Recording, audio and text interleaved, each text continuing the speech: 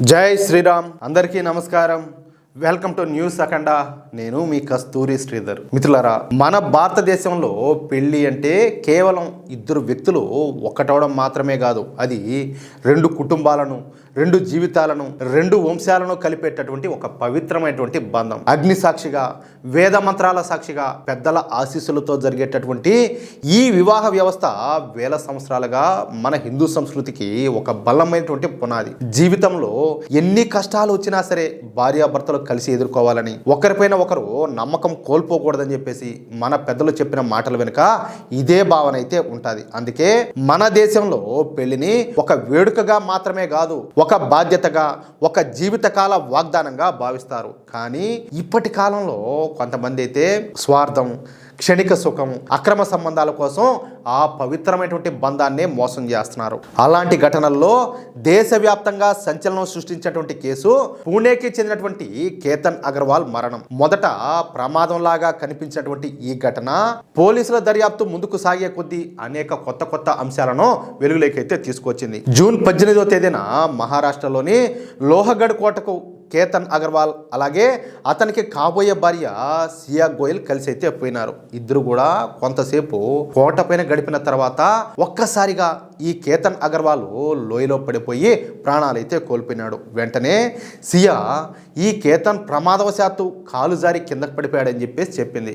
మొదట అక్కడ ఉన్నవాళ్ళు కూడా అదే నిజమని చెప్పి భావించినారు. ప్రమాదం జరిగిందని చెప్పేసి భావించి సహాయక చర్యలు అయితే ప్రారంభించారు. అయితే సంఘటనా స్థలానికి చేరుకున్న పోలీసులకు కొన్ని విషయాలు సహజంగా అయితే అనిపించాల. ఎందుకంటే పోలీసు వాళ్ళు ఎంతమందిని చూసింటారు, ఎన్ని కేసులు చూసింటారా. కేతన్ పడిపోయినటువంటి ప్రదేశం, అక్కడ కనిపించినటువంటి పరిస్థితులు, ఈ సియా ప్రవర్తన, ప్రత్యక్ష సాక్షులు చెప్పినటువంటి వివరాలు అన్నింటినీ పరిశీలించిన తర్వాత ఈ కేసును సాధారణ ప్రమాదంగా కాకుండా అన్ని కోణాల్లో కూడా విచారించాలని చెప్పేసి పోలీసులు అయితే ఒక నిర్ణయానికి వచ్చారు. ఆ తర్వాత పోలీసులు సీసీటీవీ ఫుటేజ్, అలాగే మొబైల్ ఫోన్ డేటా, కాల్ రికార్డులు, లొకేషన్ హిస్టరీ, డిజిటల్ ఆధారాలను సేకరించడం మొదలుపెట్టినారు. ఒక్కో ఆధారం బయటపడుతున్న కొద్దీ కేసు కొత్త మలుపులన్నీ కూడా తిరిగింది. దర్యాప్తులో ఈ సియా గోయల్కు చేతన్ చౌదరి అనేటటువంటి ఒక యువకుడితో సన్నిహిత పరిచి ఉన్నట్లు పోలీసులు అయితే గుర్తించారు. కేతన్తో పెళ్లి నిశ్చయమైన తరువాత కూడా ఇద్దరు తరచుగా మాట్లాడుకున్నట్లు ఈ కాల్ రికార్డులన్నీ కూడా బయటకు వచ్చినాయి. గత 6 నెలల్లో ఇద్దరు 2004 సార్లు ఫోన్లో మాట్లాడినట్టు పోలీసులు అయితే తెలిపినారు. చూడండి, అంటే ఇంక వీళ్ళు అదే పని మీద ఉన్నారు. దీంతో ఈ ఇద్దరి సంబంధం పైన దర్యాప్తు మరింత లోతుగా సాగింది. హత్యకు ముందు రోజు అయినటువంటి జూన్ 17న సియా అలాగే చేతన్ ఇద్దరు కూడా పూణేలోని ఒక కేఫ్లో దాదాపు గంట సేపు సమావేశమైనట్లు సీసీటీవీ ఫుటేజ్లో కనిపించింది. ఈ సమావేశం తర్వాత రోజే కేతన్ మరణించడంతో ఆ భేటీ పైన కూడా పోలీసులు ప్రత్యేకంగా దృష్టి అయితే పెట్టినారు. పోలీసుల దర్యాప్తు ప్రకారం సియా మొబైల్ ఫోన్లో లోహగఢ్ కోటకు సంబంధించినటువంటి ట్రెక్కింగ్ వీడియోలను చాలా సార్లు చూసినట్లు ఆ ఆనవాళ్లు కూడా దొరికినాయి. కోటలోని ప్రమాదకర ప్రాంతాల గురించి ముందుగానే సమాచారం సేకరించినట్లు కూడా దర్యాప్తులు అయితే ప్రస్తావించారు. ఈ అంశాలను ఇతర డిజిటల్ ఆధారాలతో కలిపి పరిశీలించినటువంటి పోలీసులు సంఘటనా స్థలంలో లభించినటువంటి వివరాలతో కూడా వాటిని అయితే సరిపోల్చారు. కోట పైన జరిగినటువంటి కదలికలను పరిశీలించినటువంటి పోలీసులు అక్కడి సీసీటీవీ దృశ్యాలను కూడా విశ్లేషించారు. సియా అలాగే చేతన్ ఇద్దరు కూడా కొన్ని సందర్భాల్లో ఒకరికొకరు సంకేతాలు ఇచ్చుకున్నట్లు కనిపిస్తున్న దృశ్యాలను కూడా ఈ దర్యాప్తులో భాగంగా పరిశీలించారు.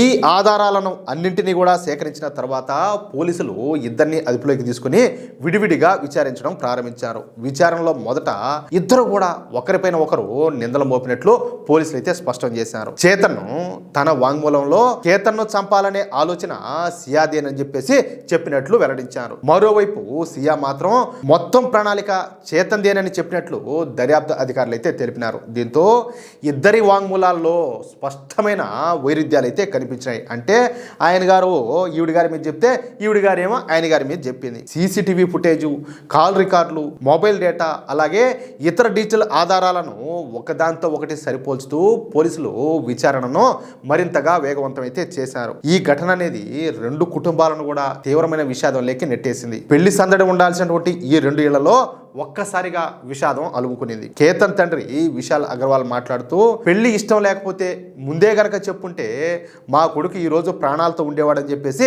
ఆవేదన అయితే వ్యక్తం చేశాడు. అంతే కదా, కానీ ఒక బిడ్డ కడుపులో పడ్డప్పటి నుంచి వాడు పెరిగి పెద్దయ్యే వరకు, వాడు మళ్ళీ చేతికి అందించే వరకు వాళ్ళు ఎన్ని ఆశలు పెట్టుకుంటారు, ఎంత ప్రేమగా ఆ బిడ్డను పెంచుతారా? ఎవరైనా అమ్మాయి అయినా అబ్బాయి అయినా ఎవరైనా సరే. అలాంటిది నీకు ఇష్టం లేకపోతే ఇష్టం లేదని చెప్పు. నువ్వు ఎందుకు వాడిని ఎందుకు మోసం చేయాలా? వాడిని ఎందుకు ఆ విధంగా కాదు వెనుపోటు పొడిచి వాడిని ఎందుకు ఆ విధంగా చంపాలా? వాడు చేసే ద్రోహం ఏంది నీకు అంటాలే.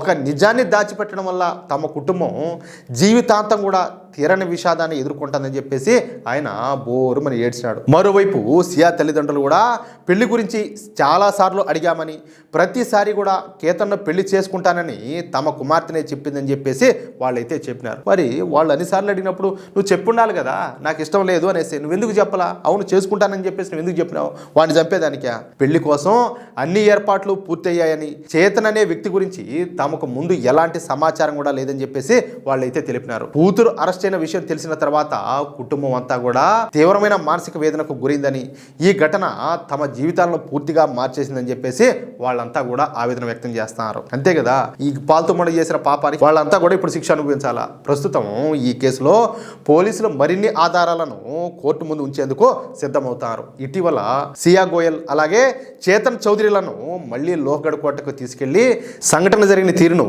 అడిగి తెలుసుకున్నారు. సంఘటనా స్థలంలో ఇద్దరి కదలికలను మరొకసారి పరిశీలించి ఇప్పటికే సేకరించిన ఆధారాలతో వాటిని సరిపోల్చే ప్రక్రియను అయితే పూర్తి చేశారు. పోలీసుల దర్యాప్తు ప్రకారం హత్యకు ముందు ఇద్దరు కూడా ఇంటర్నెట్లో కొన్ని సంబంధిత విషయాలను వెతికినట్లు లభించినటువంటి డిజిటల్ ఆధారాలను కూడా ప్రస్తుతం అయితే పరిశీలిస్తున్నారు. ఈ కేసుకు మహారాష్ట్ర ప్రభుత్వం ప్రత్యేక ప్రాధాన్యం అయితే ఇచ్చింది. ముఖ్యమంత్రి అయినటువంటి దేవేంద్ర ఫడ్నవీస్ గారు బాధిత కుటుంబాన్ని కలిసి కేసును ఫాస్ట్ ట్రాక్ కోర్టులో విచారించే విధంగా చర్యలు అయితే తీసుకోవాలని ఆదేశించారు. అలాగే ప్రముఖ న్యాయవాది ఉజ్వల్ నికమ్ను ప్రత్యేక పబ్లిక్ ప్రాసిక్యూటర్గా నియమించారు. దీంతో ఈ కేసు విచారణ పైన దేశవ్యాప్తంగా మరింత ఆసక్తి అయితే నెలకొనింది. ఇంతకు ఈ ఉజ్వల్ నికమ్ ఎవరో తెలిసిన? కసబ్ కేసు విషయంలో భారత ప్రభుత్వం తరఫున వాదించినటువంటి నిజాయితీ కలిగినటువంటి లాయర్ అయినా. ఇంకా ఆయన ఈ కేసును టేకప్ చేసినంటే ఇంక పరిస్థితి ఎట్టుంటుందో మీరే ఒకసారి ఊహించుకోండి. మరోవైపు నిందితుల తరపు న్యాయవాదులు తమ క్లయింట్లపై వచ్చినటువంటి ఆరోపణలను కోర్టులో వ్యతిరేకిస్తున్నారు. సియా గోయల్ పైన ప్రత్యక్ష ఆధారాలు ఏవి కూడా లేవని చెప్పేసి వాళ్ళంతా కూడా వాదిస్తున్నారు. అయితే పోలీసులు మాత్రం తమ వద్ద ఉన్నటువంటి ఈ CCTV footage, mobile data, call రికార్డులు, డిజిటల్ ఆధారాలు, అలాగే సంఘటనా స్థలంలో నిర్మించినటువంటి రీకన్స్ట్రక్షన్ వంటి వివరాలను కోర్టు ముందు సమర్పించేందుకు సిద్ధమవుతున్నారు. ఈ కేసులో అసలు నిజం ఏంటయ్యా అనేది కోర్టులో జరిగేటటువంటి విచారణ, సాక్ష్యాధారాల పరిశీలన, చట్టపరమైనటువంటి ప్రక్రియ పూర్తయిన తర్వాతే అధికారికంగా తేలనుండాలి. సరే, ఇదంతా కూడా ఎట్లుంటే ఈ కేసులో బయటపడుతున్న ప్రతి విషయం కూడా దేశవ్యాప్తంగా ఇప్పుడు చర్చకైతే దారితీసింది. సోషల్ మీడియాలో కూడా అనేక రకాల అభిప్రాయాలు కూడా వ్యక్తం అవుతున్నాయి. ఇప్పుడు నేను చెప్తా ఉన్నట్టుగా ఈ పెళ్లి ఇష్టం లేకపోతే అతను ఎందుకు చంపడము, నాకు ఇష్టం లేదని చెప్తే పోలేదని చెప్పేసి అతనికి సపోర్ట్ చేసే వాళ్ళు ఉన్నారు, ఈవిడి గారికి సపోర్ట్ చేసే వాళ్ళు కూడా ఉన్నారు. ఇట్లా కూడా రెండు రకాలు ఉన్నారు. అయితే పోలీసులు ప్రజల పుకార్లను నమ్మకుండా అధికారిక దర్యాప్తు పూర్తయ్యే వరకు వెయిట్ చేసి చూడాలని చెప్పేసి సూచిస్తున్నారు. ఈ ఘటనలో అత్యంత విషాదకరమైనటువంటి విషయం రెండు కుటుంబాల పరిస్థితి. ఒక కుటుంబం తమ కుమారుని అయితే కోల్పోయింది, మరొక కుటుంబం తమ కూతురిపైన వచ్చినటువంటి ఆరోపణలతో తీవ్రమైన మానసిక వేదన అయితే ఎదుర్కొంటుంది. అంతా సరిగ్గా ఉండుంటే ఆనందంగా జరగాల్సినటువంటి పెళ్లి ఏర్పాట్లు చివరకు రెండు కుటుంబాలకు జీవితాంతం మర్చిపోలేనటువంటి విషాదంగా మారిపోయినాయి. ఈ ఘటన మరొకసారి ఒక ముఖ్యమైన విషయాన్ని అయితే గుర్తు చేస్తుంది. పెళ్లి అనేది నమ్మకం మీద నిలబడేటటువంటి బంధం.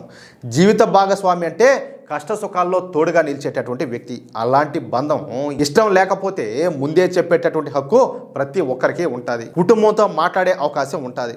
చట్టబద్ధంగా పెళ్లిని తిరస్కరించే మార్గాలు కూడా చాలానే ఉన్నాయి. కానీ ఏ పరిస్థితుల్లో కూడా ఈ విధంగా హింసకు, నేరానికి స్థానం అయితే ఉండకూడదు. ఒక సమస్యకు మరో మనిషి ప్రాణం తీయడం ఎప్పటికీ పరిష్కారం అయితే కాదు. ప్రస్తుతం ఈ కేసులో దర్యాప్తు అనేది వేగంగా కొనసాగుతుంది. పోలీసులు తమ వద్ద ఉన్నటువంటి అన్ని ఆధారాలను కూడా కోర్టు ముందైతే సమర్పించున్నారు. అదే సమయంలో నిందితులకు కూడా కోర్టులో తమ వాదనలో వినిపించేటటువంటి హక్కు అయితే ఉండాలి. అందువల్ల ఈ కేసులో తుది నిర్ణయం ఏంటి అనేది కోర్టు తీర్పు ద్వారానే రానున్నది. కోర్టు అన్ని సాక్ష్యాధారాలను పరిశీలించిన తర్వాతే ఈ కేసులో అసలు నిజం ఏంటి, చట్టపరంగా ఎవరి బాధ్యత ఎంత అన్నది అధికారికంగా నిర్ణయిస్తుంది. ఈ ఘటన సమాజానికి చెప్పాలంటే ఒక గట్టి హెచ్చరికగా నిలబడింది. కుటుంబాల మధ్యన నిజాయితీ, పరస్పర నమ్మకం, అలాగే స్పష్టమైనటువంటి సంభాషణ ఎంత ముఖ్యమో ఈ సంఘటన అనేది మరోసారి గుర్తు చేసింది. ఒక తప్పుడు నిర్ణయం ఎన్నో జీవితాలను శాశ్వతంగా మార్చేస్తుందని ఈ ఘటన అయితే చూపిస్తుంది. అందుకే ప్రతి నిర్ణయాన్ని కూడా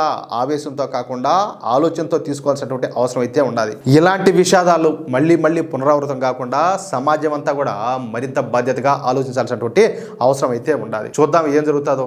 ఈ కేసులో కోర్టు ఎలాంటి తీర్పు ఇస్తుందో చూడాలిక. మొత్తానికి వీళ్ళు మగవాళ్ళు ఆడవాళ్ళని చంపడం, ఆడవాళ్ళు పోయి మగవాళ్ళని చంపడం, ఈ మధ్యకాలంలో ఇలాంటి కేసులన్నీ కూడా మనం చూస్తూనే ఉన్నాం. వీటికన్నిటి కూడా ఒక ముగింపు అయితే రావాలా, లేకపోతే ఏంది అసలు మన భారతదేశం ఎంత గొప్పది, మన వివాహ వ్యవస్థ ఎంత గొప్పది, మన సంస్కృతి కానీ లేకపోతే మన సాంప్రదాయాలు కానీ మన కుటుంబ విలువలు కానీ ఎంత గొప్పవి, ప్రపంచమే మనల్ని ఆదర్శంగా తీసుకుంటుంది. అలాంటిది ఇప్పుడు ఇక్కడ ఏం జరుగుతుంది? ఖచ్చితంగా దీనికి ముగింపు అయితే పలకాల. చూద్దాం ఏం జరుగుతుందో. ఇక్కడ ఇంకొకటి ఏంటంటే విలువలు లేని చదువులు ఒకటి కాదు, కారణాలు చాలానే ఉన్నాయి. మొత్తానికైతే పెద్దలు కూడా పిల్లవాళ్ళకి ఏదో చదివిస్తున్నాము, ఏదో వాళ్ళకి ఏదో సంపాదించి పెడుతున్నాం అనేది కాదు, వాళ్ళకి విలువలు కూడా నేర్పించాలా. అప్పుడే మన కుటుంబ వ్యవస్థ, మన దేశం, మన ధర్మం అన్నీ కూడా బాగుంటాయి. ఏమంటారా మిత్రులారా? ఈ వీడియో పైన మీ యొక్క అమూల్యమైనటువంటి అభిప్రాయాలను ఖచ్చితంగా ప్రతి ఒక్కరు కూడా కామెంట్ రూపంలో తెలియజేయండి. ఇక్కడ ఇంకో విషయం ఏంటంటే ఇలాంటి న్యూస్ చేయడం మన న్యూస్ అఖండ చరిత్రలో ఇదే ఫస్ట్ టైం. ఒకవేళ ఇలాంటి న్యూస్ కూడా మా నుంచి మీరు కోరుకుంటే ఇలాంటి న్యూస్ కూడా చేయండి అని చెప్పేసి కామెంట్ అయితే చేయండి. ఓకేనా? అలాగే ఇంతవరకు మీరు కనుక మన ఛానల్ను సబ్స్క్రైబ్ చేసుకున్నట్లయితే ఖచ్చితంగా ప్రతి ఒక్కరు కూడా మన ఛానల్ను సబ్స్క్రైబ్ చేసుకోండి, సపోర్ట్ చేయండి ప్లీజ్. జై శ్రీరామ్, జై హింద్, భారత్ మాతాకి జై.